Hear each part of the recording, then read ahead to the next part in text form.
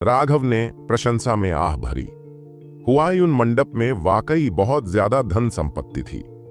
सिर्फ एक कॉपी किया हुआ हस्तलिखित अर्थ क्लास बैटल स्किल 100 मिलियन से ज्यादा में बेचा जा सकता था। इससे भी ज्यादा चौंकाने वाली बात यह थी कि वे इसे अनगिनत बार कॉपी कर सकते थे और अलग अलग जगहों पर बार बार नीलाम कर सकते थे। जो लोग अंत में इसे हासिल करने में कामयाब हो जाते थे, वे सभी इसे बहुत गहराई में छिपा देते थे ताकि कोई और इसे उनसे न छीन सके। शायद वे इसके बारे में जानने वाले किसी भी व्यक्ति को मार भी देते। इससे राघव को हुमायूं मंडप के गुप्त समर्थन की पहचान में और अधिक दिलचस्पी हो गई। उस समर्थन की उत्पत्ति चाहे जो भी रही हो, इसने उन्हें लालच में दूसरों के हमले के डर के बिना इतनी कीमती वस्तु को बाहर निकालने की अनुमति दी। रुद्रा की 100 मिलियन की बोली चौंकाने वाली हो सकती है, लेकिन इसका तुरंत पालन किया गया। 11 करोड़। इस बार यह निजी कमरे में रहस्यमय बुजुर्ग था। यह देखते हुए कि उसने इस बिंदु तक खुद को दिखाने से इनकार कर दिया था, ऐसा लग रहा था कि वह आसानी से इस युद्ध कौशल को प्राप्त करने से नहीं चूकेगा। 13 करोड़। वह दाढ़ी वाला आदमी भी कमजोर नहीं दिखना चाहता था। नीलामी के मौजूदा समय को देखते हुए केवल 10 मिलियन की वृद्धि वाली बोलियां ही कुछ मायने रखती थीं। बाकी भीड़ पूरी तरह से चुप थी। पूरे कमरे में सिर्फ खगोलीय बोलियां गूंज रही थीं। 1 करोड़ 50 लाख, 16 करोड़, 18 करोड़। इतनी बड़ी संख्या वास्तव में एक व्यक्ति की मानसिक दृढ़ता का परीक्षण करती है। हालांकि यह उनका पैसा नहीं था, लेकिन जब रघु और अन्य लोगों ने उन्हें सुना तो उनके लिए सांस लेना मुश्किल हो गया। रुद्रा के माथे से पसीना टपक रहा था। वह एक गुप्त बैक चैनल से यह जानने में कामयाब रहा था कि इस बार की नीलामी में पृथ्वी वर्ग की युद्ध कौशल होगी। इस प्रकार उसने अपनी क्रेडिट सीमा बढ़ाने के लिए अपने पास मौजूद सारा पैसा ला दिया था, लेकिन कुल मिलाकर उसके पास केवल 200 मिलियन ही थे। चूंकि कीमत पहले से ही 180 मिलियन थी, इसलिए ऐसा लग रहा था कि उसके 200 मिलियन पर्याप्त नहीं होंगे। आरवी, तुम्हारे पास और कितना श्रेय है? उसने आरवी से पूछा। अपने क्रिस्टल कार्ड को देखते हुए उसने जवाब दिया, मेरे पास अभी भी 360 मिलियन हैं। रुद्रा बहुत खुश थी। अच्छी बहन, तुम्हारे भाई का पैसा जल्दी ही खत्म हो जाएगा। मुझे कुछ पैसे उधार दो और जब हम आर्यद्वीप वापस आएंगे तो मैं उसे लौटा दूंगी। आरवी ने एक पल के लिए हिचकिचाते हुए कहा, मैं इसे आपको उधार दे सकता हूं, लेकिन आपको थोड़े समय के भीतर राघव का सिर मुझे सौंपना होगा। रुद्रा को तुरंत अजीब लगा। मनोज वहीं था। क्राउन प्रिंस के सामने हत्या के बारे में बात करना निश्चित रूप से ज्यादती थी। बैची, हम वापस आने पर इस बारे में बात करेंगे। नहीं, अगर तुम मुझसे वादा नहीं करोगे तो मैं तुम्हें कोई पैसा उधार नहीं दूंगा, आरवी ने ठंडे स्वर में कहा। उसने अपने बड़े भाई को कोई चेहरा नहीं दिखाया। मनोज ने हल्के से मुस्कुराते हुए कहा, यह राघव नापसंद करने लायक है और इस मामले में आप जल्द ही मेरी छोटी बहन के पति बन जाएंगे, इसीलिए मैं अब आपकी कोई भी बात नहीं सुनूंगा। मनोज की ऐसी बात सुनकर रुद्रा को बहुत सहजता महसूस हुई और उसने मनोज की ओर अपनी मुट्ठियां भींच लीं। बहुत बहुत धन्यवाद भाभी जीजाजी। ठीक है आरवी, मैं तुमसे वादा करता हूं, मुझे अपना क्रिस्टल कार्ड दो। तभी उसने उसे अपना क्रिस्टल कार्ड थमा दिया। उसके क्रिस्टल कार्ड पर एक लाइन खींचकर आरवी की क्रेडिट लिमिट उसके कार्ड पर ट्रांसफर कर दी गई।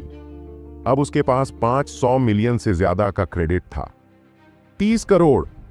यह देखकर कि कीमत लगातार बढ़ रही है, रुद्रा ने सीधे तौर पर कीमत बहुत अधिक बढ़ा दी ताकि यह प्रदर्शित किया जा सके कि यह उसके लिए एक जरूरी वस्तु है और उम्मीद है कि इससे उसके प्रतिस्पर्धी डर जाएंगे।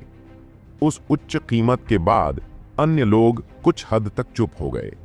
हालांकि एक पृथ्वी वर्ग युद्ध कौशल अत्यंत दुर्लभ था, फिर भी यह पैसे से खरीदी जा सकने वाली चीज थी। इसके अलावा एक की कीमत 300 मिलियन से बहुत कम थी। आखिरकार बेचे जाने वाले ज्यादातर earth class battle skills second hand copy थे। हुआयून मंडप द्वारा नीलाम किया गया यह पृथ्वी वर्ग युद्ध कौशल ऐसा था जो इस क्षेत्र में मौजूद नहीं था। यही कारण था कि इसकी कीमत इतनी अधिक थी, लेकिन 300 मिलियन की कीमत वाकई डराने वाली थी। आखिरकार अगर आपके पास पर्याप्त सोना है तो आप कहीं दूर की यात्रा कर सकते हैं और फिर आप बहुत कम कीमत पर पृथ्वी वर्ग के युद्ध कौशल खरीद पाएंगे। अब रहस्यमय बुजुर्ग, दाढ़ी वाला आदमी और राजेश सभी झिझक रहे थे।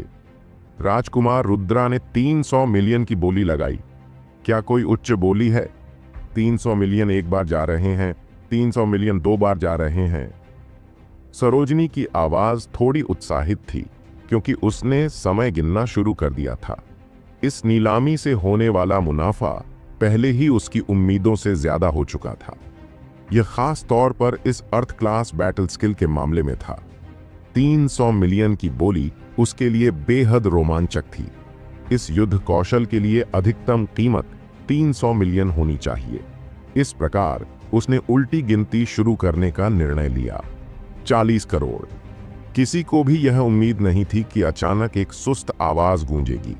वह आवाज बहुत ही कम उम्र की थी। यह राघव की आवाज थी।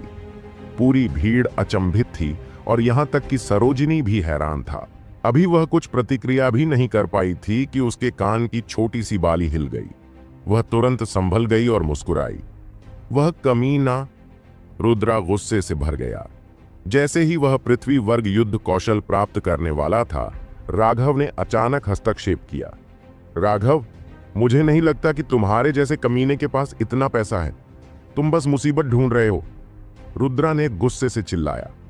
बेवकूफ, अगर मेरे पास पर्याप्त पैसे नहीं होते तो क्या मैं बोली लगाता? मत भूलो, यह मास्टर एक पिल अप्रेंटिस है, राघव ने जवाब दिया। वास्तव में राघव लगातार अपने आसपास की चीजों पर नजर रखने के लिए अपनी दिव्य इंद्रियों का इस्तेमाल कर रहा था। उनके 2 निजी कमरे एक दूसरे से सिर्फ कुछ दर्जन मीटर की दूरी पर थे। हालांकि वे क्या कह रहे थे यह सुनने का कोई तरीका नहीं था, लेकिन उनके होठों की जांच करके वह यह पता लगाने में सक्षम था कि वे किस बारे में बात कर रहे थे। यह देखकर कि रुद्रा इस पृथ्वी श्रेणी के युद्ध कौशल को एक आवश्यक वस्तु के रूप में मानता है, उसने ऊंची बोली लगाने का निर्णय लिया।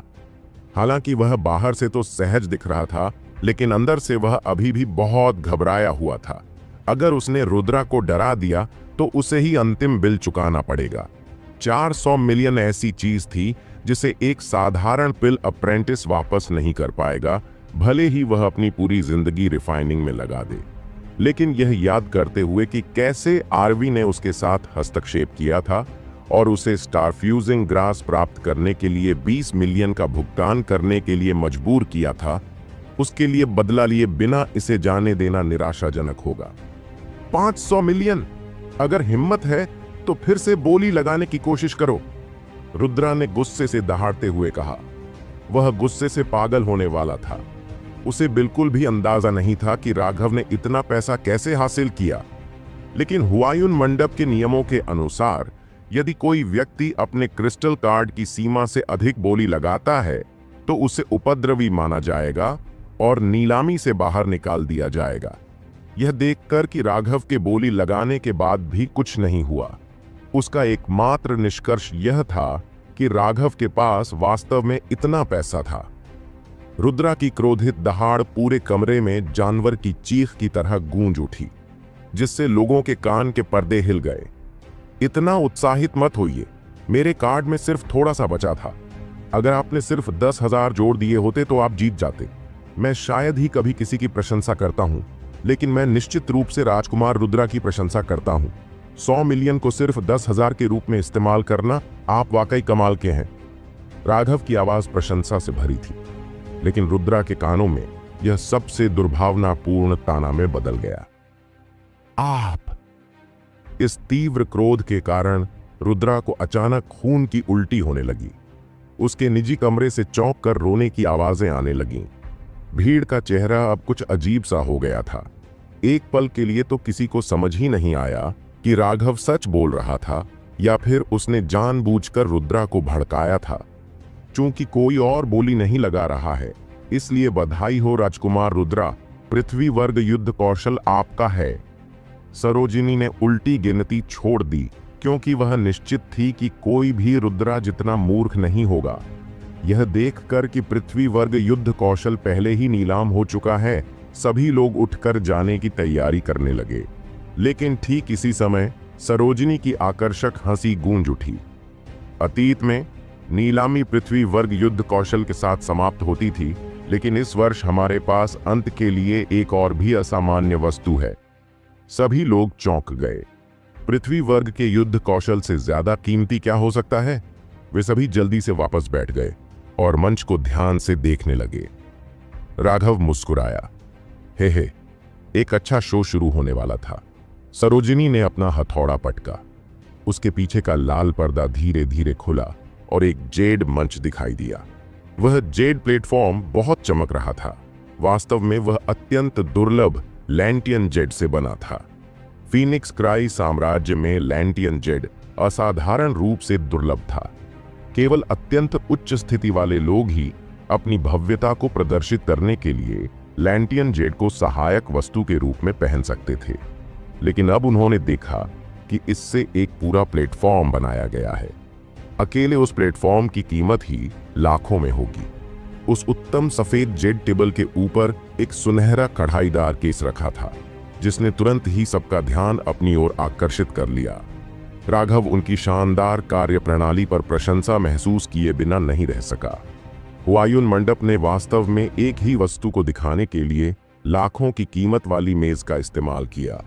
अगर उसे पहले इस बारे में पता नहीं होता तो वह भी बेहद उत्सुक होता। कोई आश्चर्य नहीं कि प्रवीण उस समय इतना आश्वस्त था जब उसने राघव से कहा था कि मंडप अंतिम कीमत पर 50% कमीशन लेगा। ऐसा लग रहा था कि उन्हें वास्तव में इतनी राशि मांगने का आत्मविश्वास था। उन्होंने तुरंत ही सबका ध्यान अपनी ओर खींच लिया। सबका ध्यान पूरी तरह से उस सुनहरे केस पर था। सरोजिनी मुस्कुराया और धीरे से उनकी आंखों के सामने केस खोला और अंदर से कुछ छोटी सी चीज निकाली। लेकिन जब लोगों ने देखा कि यह तो पहले केस के अंदर एक और छोटा केस है, तो उनके मुंह से खून निकलने लगा। क्या इस आशंका का कोई मतलब था? उसने सावधानी से वह छोटा सा डिब्बा निकाला। एक नौकरानी जल्दी से आगे आई और उसे बर्फ सफेद दस्ताना दिया। दस्ताने पहनकर सरोजिनी ने सावधानी से छोटा डिब्बा खोला। उसकी सतर्कता के कारण सभी की सांस रुक गई और वहां इतनी शांति थी कि सुई की आवाज भी सुनी जा सकती थी। जैसे ही छोटा बक्सा खोला गया, उसमें से हल्की हवा निकली। केस खुलने के बाद पूरे हॉल में दीवारों पर प्रक्षेपण दिखाई दिए। सभी दीवारें सरोजिनी के हाथ के वास्तविक प्रक्षेपण बन गईं। उन प्रक्षेपणों के जरिए लोग साफ तौर पर देख सकते थे कि उस छोटे से डिब्बे के अंदर एक गोल औषधीय गोली थी। उस गोली के चारों ओर एक फीकी प्राचीन आभा घूम रही थी। जब राघव ने पहली बार यह देखा तो उसे लगा कि यह एक गलती है, लेकिन अपनी दिव्य भावना से प्रेरित होकर वह तुरंत समझ गया कि क्या हो रहा है और उसने प्रशंसा में हुआयुन मंडप के सामने खुद को झुका लिया।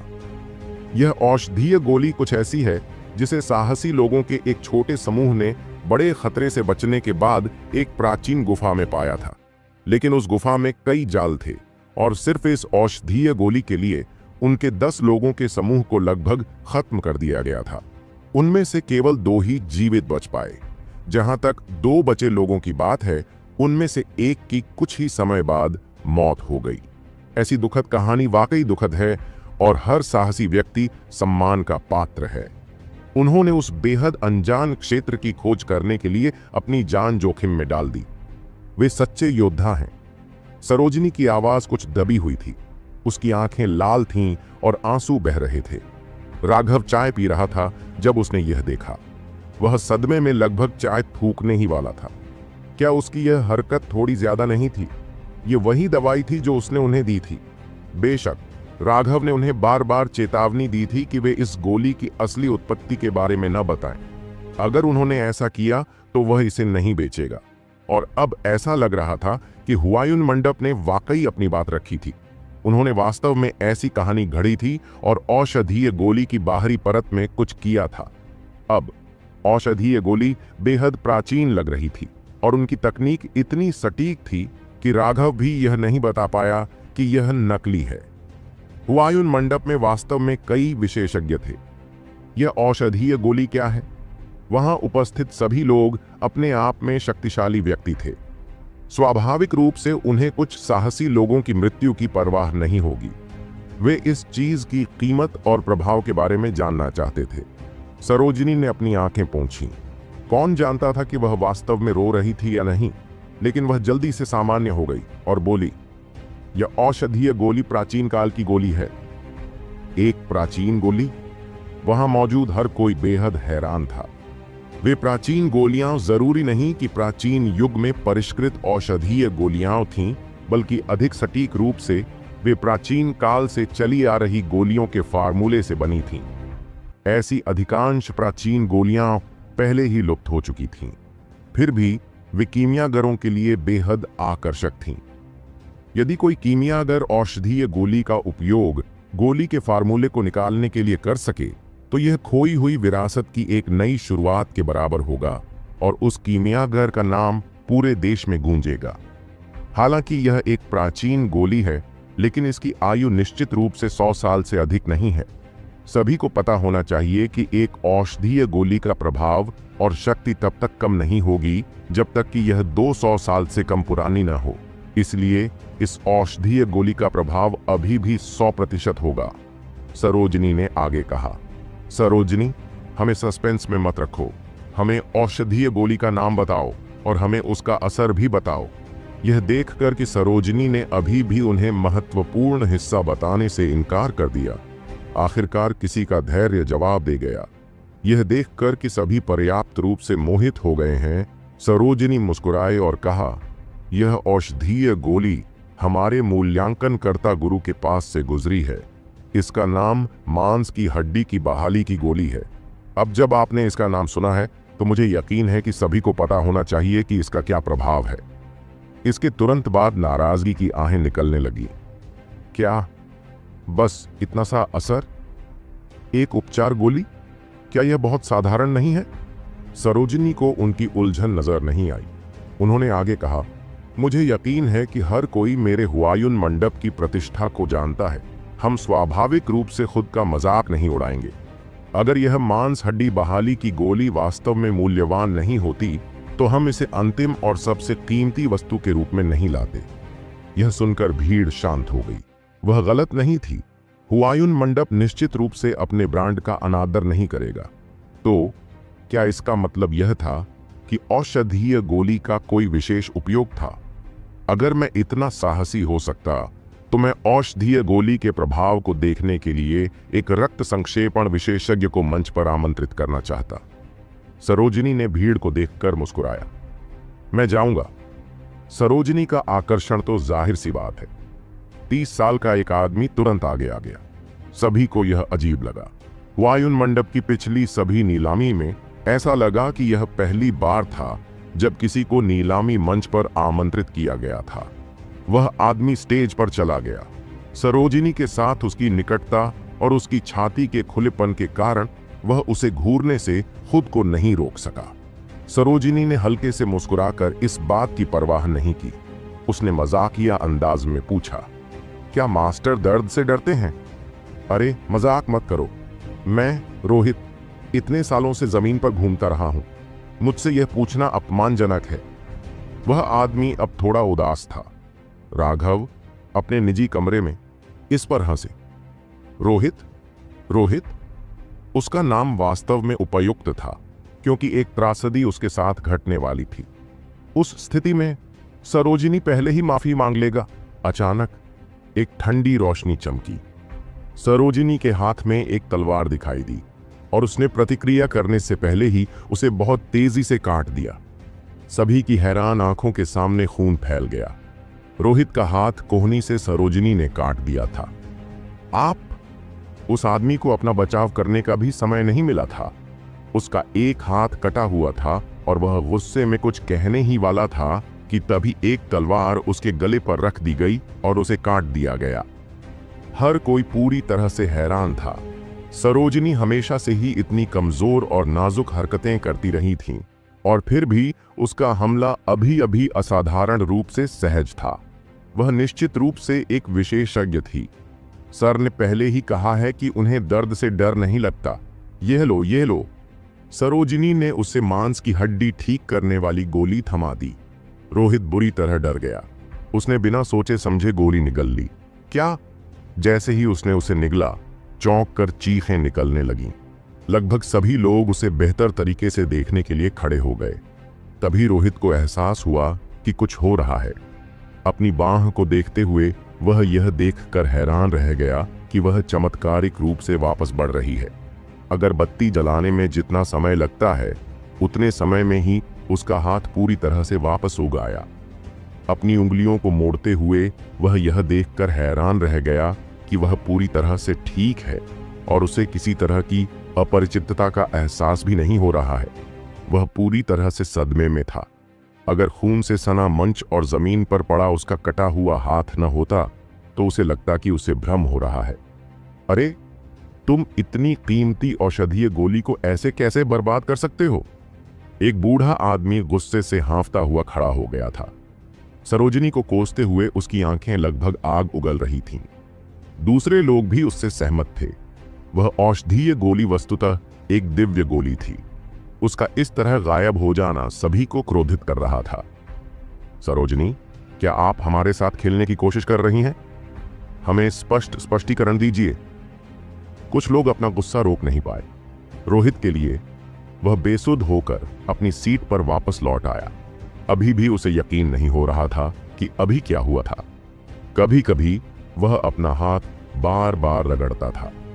सरोजिनी ने क्रोधित भीड़ को देखा और मुस्कुराई। यह परिणाम उसकी उम्मीद से भी बेहतर था। सभी लोग कृपया शांत हो जाएं। मैं फिर से कहना चाहता हूं, मेरा हुआयुन मंडप हमारी प्रतिष्ठा के साथ मजाक नहीं करेगा। उसने हथौड़ा पटकते हुए भीड़ में मौजूद सभी लोगों को तुरंत शांत कर दिया। दरअसल ऐसा उसके हथौड़ा पटकने की वजह से नहीं हुआ था, बल्कि इसलिए हुआ था क्योंकि सरोजिनी के पीछे एक नौकरानी कढ़ाई वाला केस लेकर आ गई थी।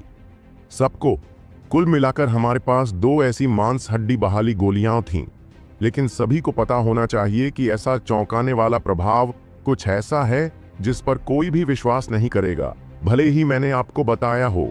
इसलिए मैं केवल आपको दिखा सकता हूं। कृपया मुझे माफ करें। यह स्पष्टीकरण सुनने के बाद भीड़ थोड़ी शांत हो गई। यह सच था। अगर उन्होंने इसे व्यक्तिगत रूप से नहीं देखा होता तो कोई भी यह विश्वास नहीं करता कि इस दुनिया में ऐसी चमत्कारी औषधीय गोली है।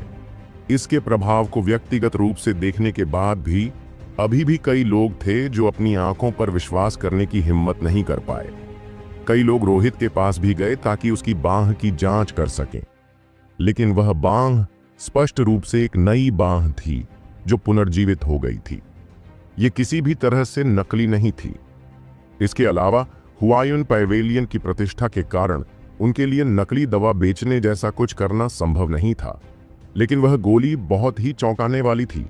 लोगों को इसके बारे में सावधान रहना था। राघव ने सिर हिलाया। इन चालाक बेईमान व्यापारियों ने वास्तव में अपनी कला में महारत हासिल कर ली थी। सरोजिनी ने डिब्बा खोला जिसमें मांस हड्डी पुनर्स्थापन गोली निकली, जो बिल्कुल पिछली गोली के समान थी। मांस की हड्डी को फिर से स्वस्थ करने वाली गोली, दूसरी श्रेणी की औषधीय गोली। मैं इसके प्रभाव के बारे में और कुछ नहीं कहूंगा, लेकिन मैं सभी को याद दिलाना चाहता हूं कि यह औषधीय गोली केवल रक्त संघनन क्षेत्र और उससे नीचे के क्षेत्रों में ही प्रभावी है। हमारे पास मूल रूप से 2 गोलियां थीं, लेकिन अब सभी को इसका प्रभाव दिखाने के बाद यह आखिरी गोली पूरी तरह से अनूठी है। शुरुआती बोली 100 मिलियन। जैसे ही उसने बोलना समाप्त किया, भारी हंगामा मच गया। 200 मिलियन। रक्त संघनन विशेषज्ञ ने सबसे पहले बोली लगाई। बोली इतनी भयंकर होने के कारण उसे आज कुछ भी हासिल नहीं हुआ था। कीमतों में लगातार बढ़ोतरी के कारण अंतिम कीमतें पहले ही उनके बाजार मूल्य से अधिक हो चुकी थीं। इस प्रकार उसने कुछ भी खर्च नहीं किया था, जो अब उसका सबसे बड़ा लाभ था। 300 मिलियन। कोने में खड़े एक सफेद बालों वाले बूढ़े आदमी की आवाज आई।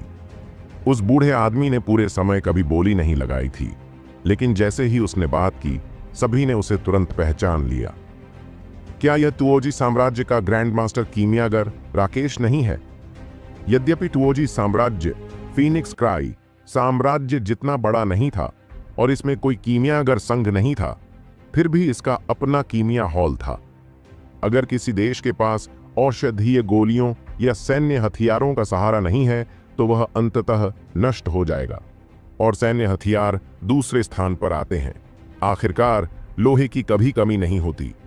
हालांकि औषधीय गोलियों की कमी तो नहीं ही हो सकती।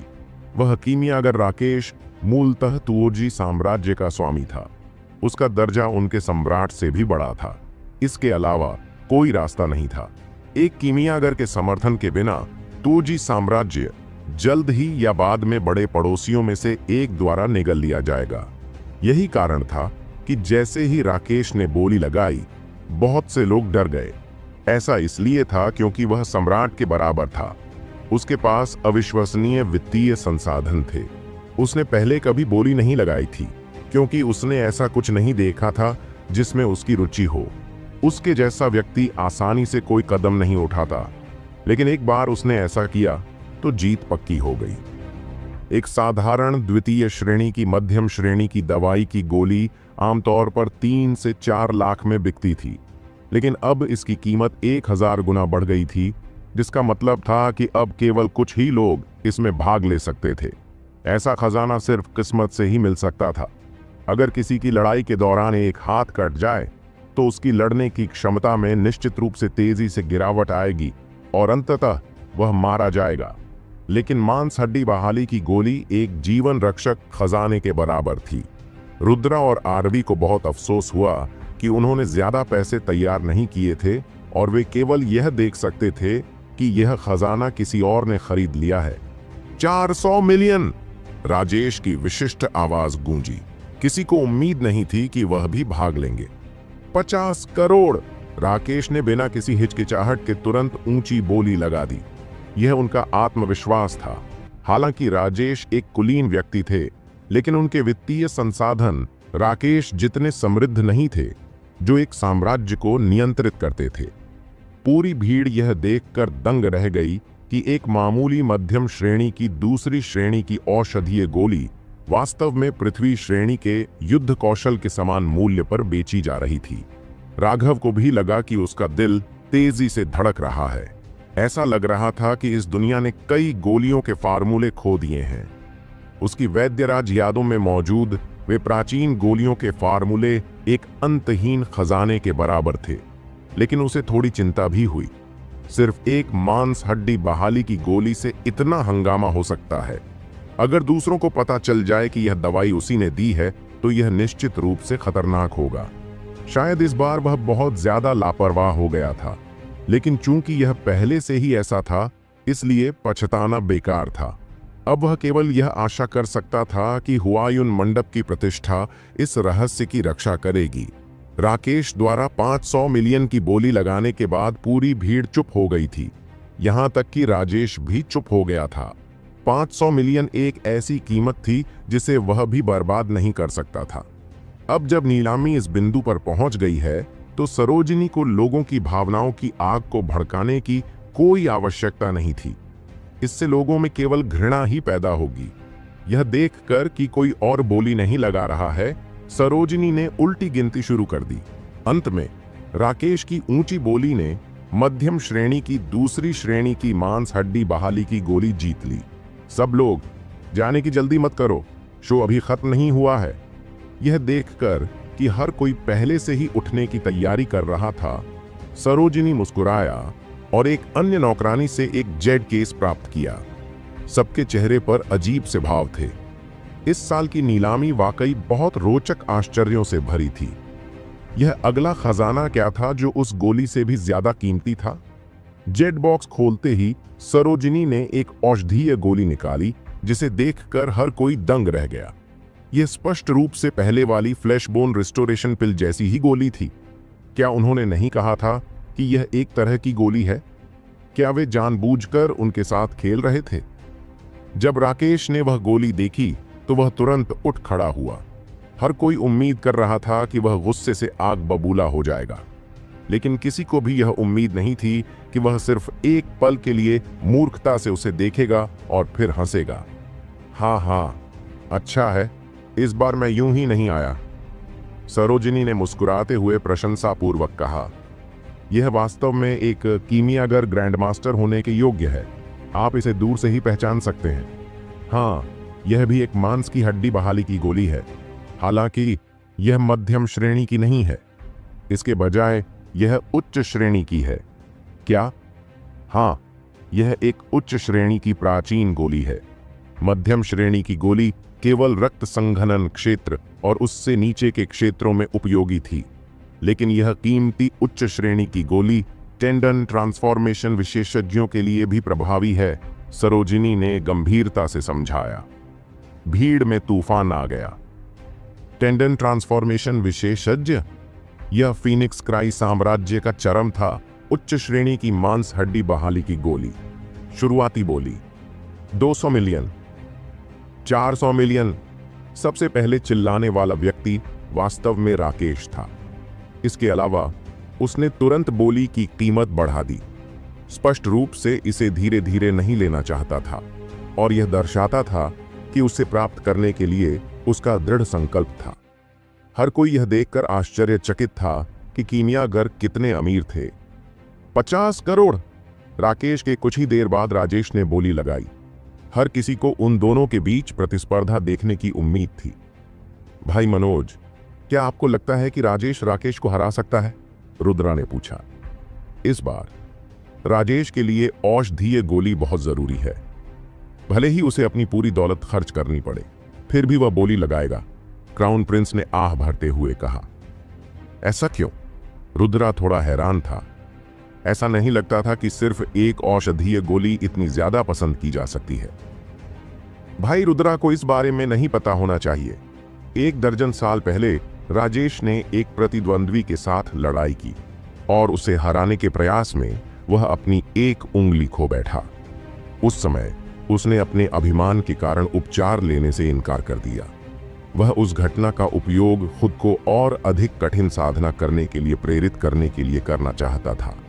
तो उस बिंदु से आगे उसने पागलपन से प्रशिक्षण लेना शुरू कर दिया।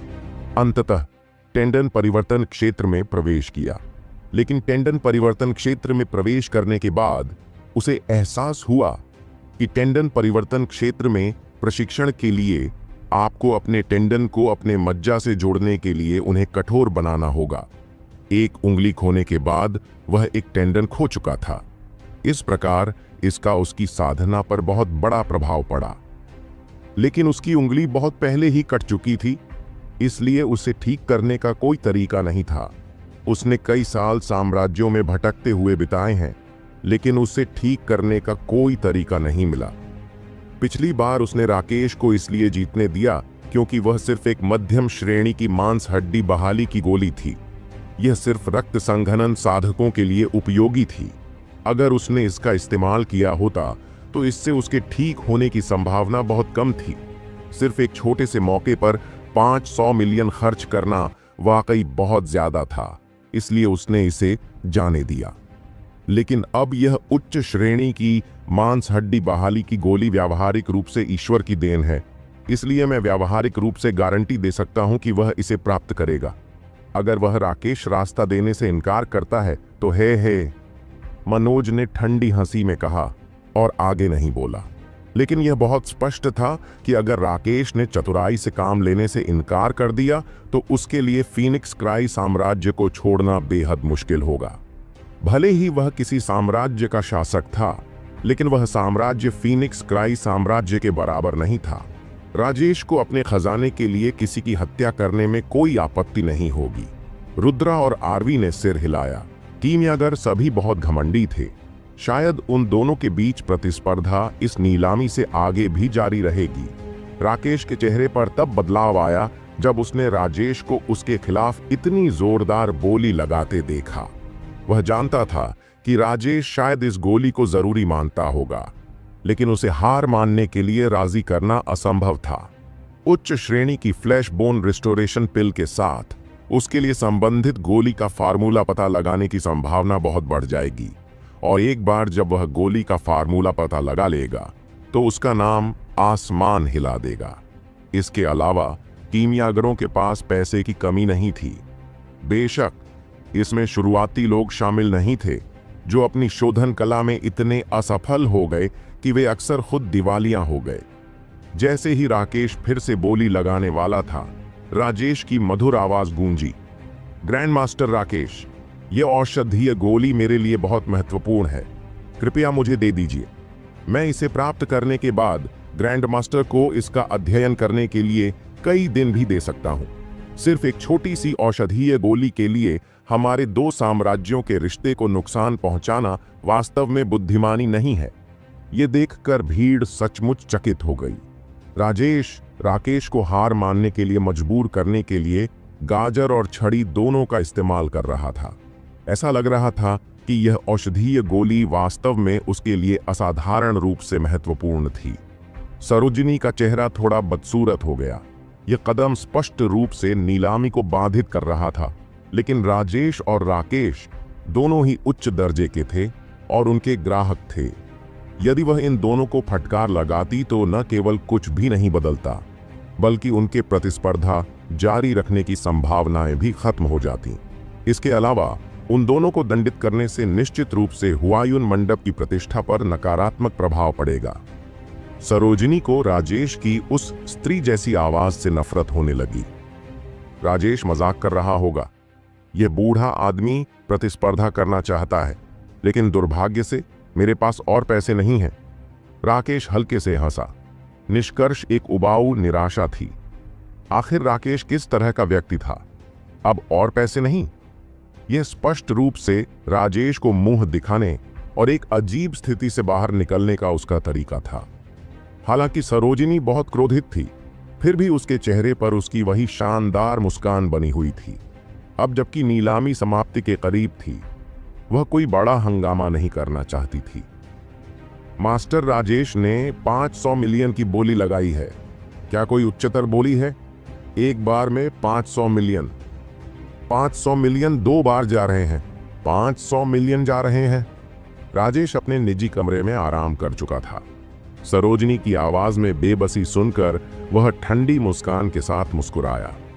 इस तरह की भावना में लिप्त होना उसे सबसे ज्यादा पसंद था, लेकिन एक सुस्त आवाज ने उसके चेहरे के भाव को तुरंत बदल दिया।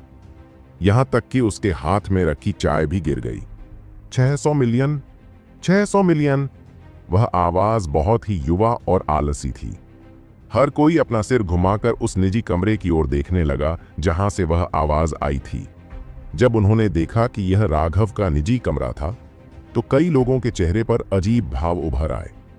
जब राघव स्टारफ्यूजिंग ग्रास हासिल करने वाला था, तब राजेश ने जानबूझकर कुछ ऐसी बातें कही थीं जिससे आरवी उससे लड़ने के लिए उकसाया था। अब राघव की बातों से ऐसा लग रहा था कि वह बदला लेना चाहता था।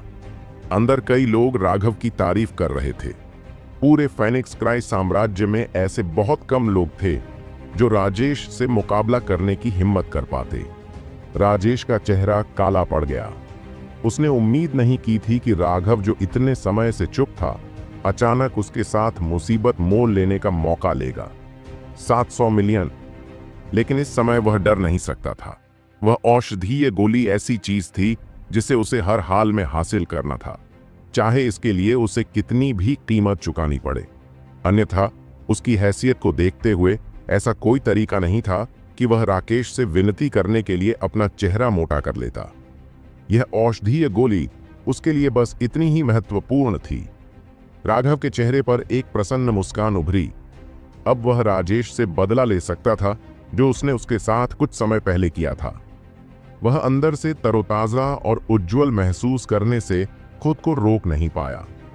वह हमेशा रुद्रा के निजी कमरे पर ध्यान देने के लिए दिव्य इंद्रियों का उपयोग करता रहा था।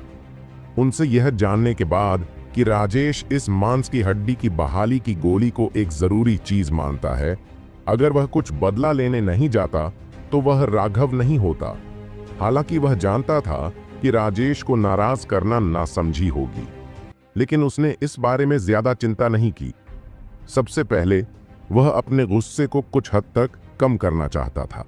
उसे यकीन नहीं था कि राजेश उसके खिलाफ इस तरह की बात पर हद से आगे बढ़ जाएगा। अपने पीछे अल्केमिस्ट गिल्ड के समर्थन के साथ उसे राजेश को भड़काने का आत्मविश्वास था। 800 मिलियन? हुआयुन मंडप ने उसकी ऊंची बोली के बावजूद उसे कोई चेतावनी नहीं दी। सरोजिनी वास्तव में अंदर से उत्साहित थी, हालांकि उसने अपनी भावनाओं को बहुत अच्छी तरह से छिपाया। मास्टर राघव ने 800 मिलियन की बोली लगाई है। क्या कोई उच्च बोली है? यदि नहीं, तो यह उच्च श्रेणी की मांस हड्डी बहाली की गोली उसे सौंप दी जाएगी, सरोजिनी ने घोषणा की। 1 मिनट रुको, मुझे शक है कि राघव के पास वाकई इतना पैसा है। वह बस खोखली बोलियां लगा रहा है। राजेश की स्त्रीवत आवाज में अब क्रोध की झलक थी। हालांकि उसने इसे दबा दिया था, फिर भी लोग उसकी आवाज में क्रोध को सुन सकते थे। क्या राजेश हमारी ईमानदारी पर सवाल उठा रहे हैं? सरोजिनी की मुस्कान तुरंत गायब हो गई और उसने गुस्से में कहा, युवा master Raghav grand master Sanjay के छात्र हैं। फीनिक्स क्राई साम्राज्य में हर कोई यह जानता है। नीलामी से पहले ग्रैंड मास्टर संजय ने अपना सारा श्रेय युवा मास्टर राघव को दे दिया। क्या राजेश अब भी सोचती है कि युवा मास्टर राघव खोखली बोली लगा रहे हैं? सरोजिनी के शब्द बहुत ही कठोर और असभ्य थे। जाहिर है राजेश ने नियम तोड़कर उसे सचमुच नाराज कर दिया था। अब जब उसे मौका मिला है तो वह स्वाभाविक रूप से अपने गुस्से को कुछ हद तक कम कर लेगी। वह एक महिला थी और एक महिला को पता है कि कैसे द्वेष रखना है। एक बार जब आप किसी महिला को नाराज कर देते हैं तो वह फिर कभी नरम और कोमल नहीं रहती। जब सभी को पता चला कि ग्रैंडमास्टर संजय ने अपना श्रेय राघव को दे दिया है तो वे आश्चर्यचकित रह गए। इसका मतलब था कि राघव को पूरे कीमियागर संघ का सच्चा समर्थन प्राप्त था। इस तरह की गारंटी का मतलब था कि राघव जो चाहे खरीद सकता था। कौन यह कहने की हिम्मत कर सकता था कि उसके पास पैसे नहीं हैं? लेकिन राघव भी हैरान था। उसे इस बारे में कैसे पता नहीं था, लेकिन उसे जल्दी ही एहसास हो गया कि राजेश की हरकतों से हुआयुन पेवेलियन नाराज हो गया था। वे राजेश के चेहरे पर तमाचा मारने के लिए उसका समर्थन कर रहे थे। राजेश की अभिव्यक्ति अब बेहद बदसूरत थी। अगर सरोजिनी ने जो कहा था वह सच था, तो वह वास्तव में वित्तीय संसाधनों के मामले में राघव के खिलाफ प्रतिस्पर्धा करने में सक्षम नहीं होगा। 1 अरब। राजेश ने अपना गुस्सा दबा लिया और बोली को पूरे 200 मिलियन तक बढ़ा दिया। 1 बिलियन सोने के सिक्के सिर्फ एक दूसरी श्रेणी की औषधीय गोली खरीदने के लिए। यह निश्चित रूप से अभूतपूर्व था। राजेश की वित्तीय क्षमता के कारण 1 अरब स्वर्ण सिक्के पहले से ही कई वर्षों की बचत के बराबर थे। राघव, क्या आप फिर से बोली नहीं लगाएंगे? यह पहले से ही काफी डरावना है। अभी चुपचाप कांप रहा था। जब राघव ने बोली लगाई थी तो वे सभी पूरी तरह से चौंक गए थे। उसके मुंह का एक छोटा सा हिस्सा 100 मिलियन सोने के बराबर था। भले ही यह उनका पैसा न हो, फिर भी यह आश्चर्यजनक था। लेकिन राघव सिर्फ थोड़ा मुस्कुराया। उसे बहुत संदेह था कि राजेश ने ही उसकी साधना क्षमता चुराई थी। अब उसे बस कुछ ब्याज वापस मिलना था। 1 अरब 500 मिलियन। अभी के समाप्त होते ही राघव ने बोली बढ़ा दी, जिससे अभी लगभग बेहोश होने की स्थिति तक डर गई। राजेश ने अभी अभी एक बार में कीमत 200 मिलियन बढ़ा दी थी, लेकिन अब राघव और भी ज्यादा क्रूर हो गया था। उसने सीधे कीमत ½ बिलियन बढ़ा दी। वह स्पष्ट रूप से राजेश को दबाने के लिए संजय के पैसे का इस्तेमाल कर रहा था। भीड़ पूरी तरह से शांत थी, यहां तक कि राकेश भी हैरान था। वह कीमत बहुत पहले ही उसकी उम्मीदों से कहीं ज्यादा हो चुकी थी। हालांकि उसके पास सिर्फ मध्यम दर्जे की फ्लैश बोन रिकवरी पिल थी और यह उच्च दर्जे की पिल से घटिया थी। फिर भी इस बात की बहुत संभावना थी कि वह इसका अध्ययन करके पिल का फॉर्मूला समझ सकता था। इसलिए उसने इस बार भी हार मान ली थी। क्रैक। राजेश के हाथ में चाय का कप कुचल गया था और यहां तक कि उसके शरीर पर छलकने वाली चाय भी उसे बिल्कुल नजर नहीं आई।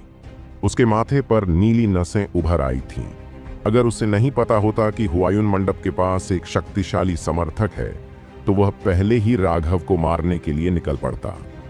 राघव, तुम इस गोली को इतनी बुरी तरह से प्राप्त करना चाहते हो? राजेश ने ठंडे स्वर में पूछा। राघव हंसा।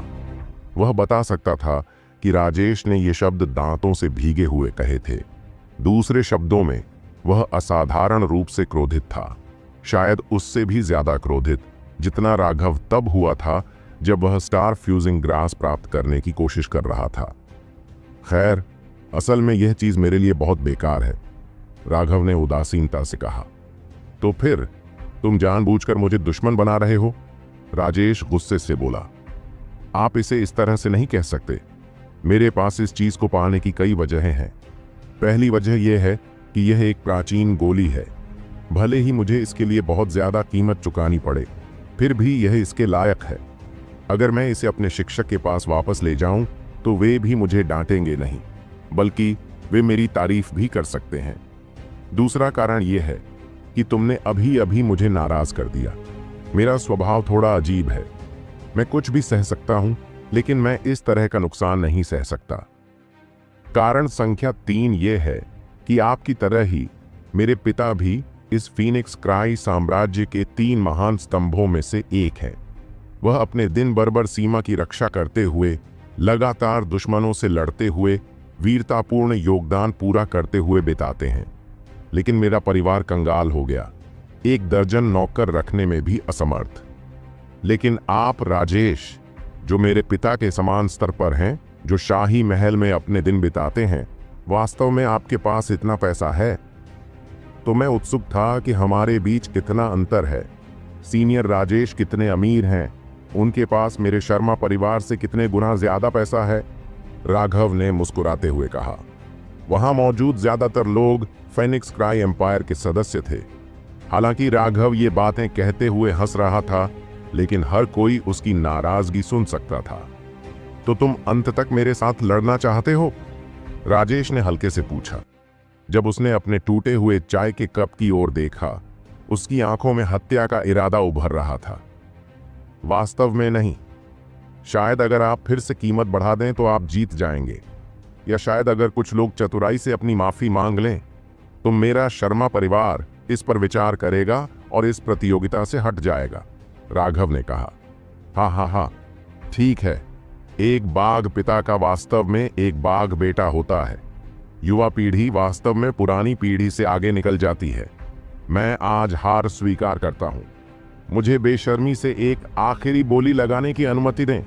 1 अरब 500 1 मिलियन, राजेश ने हंसते हुए कहा। हर कोई हैरान था। उसे उम्मीद नहीं थी कि राघव वास्तव में राजेश को अपना सिर झुकाने के लिए मजबूर कर पाएगा। राजेश की हार की स्वीकारोक्ति ने पहले ही सब कुछ कह दिया था। राघव ने हल्के से मुस्कुराया। ऐसा लग रहा था कि वह पहले ही राजेश की निचली सीमा तक पहुंच चुका था। उसके द्वारा मात्र 1 मिलियन जोड़ने का मतलब स्पष्ट रूप से यह था कि अगर राघव ने फिर से बोली लगाई तो वह हार मान लेगा। लेकिन अगर वह हार मान भी लेता तो वह चरम कदम उठाने से भी पीछे नहीं हटता। राघव जानता था कि आगे रहते हुए कब हार मान लेनी चाहिए, इसलिए उसने फिर से बोली नहीं बढ़ाई। आज का दिन उनकी जीत के तौर पर गिना जा रहा है। अपने पिता के बराबर के स्तर के विशेषज्ञ को उन्होंने परास्त कर दिया। इसके अलावा इस भव्य आयोजन में उन्होंने अपना कुछ गुस्सा भी बाहर निकाला, लेकिन उसकी असली ताकत अभी भी काफी नहीं थी। वह राजेश को बहुत दूर तक मजबूर नहीं कर सकता था। अन्यथा अगर राजेश वास्तव में क्रोधित होता तो वह उसे एक भी निशान छोड़े बिना गायब कर देता। यहां तक कि कीमियागर संघ भी इसकी जांच नहीं कर पाता, और अगर उन्होंने उस समय जांच भी की तो वह पहले ही मर चुका होगा, इसलिए कोई मतलब नहीं था। बदला लेने के लिए एक बार में एक कदम उठाना होगा।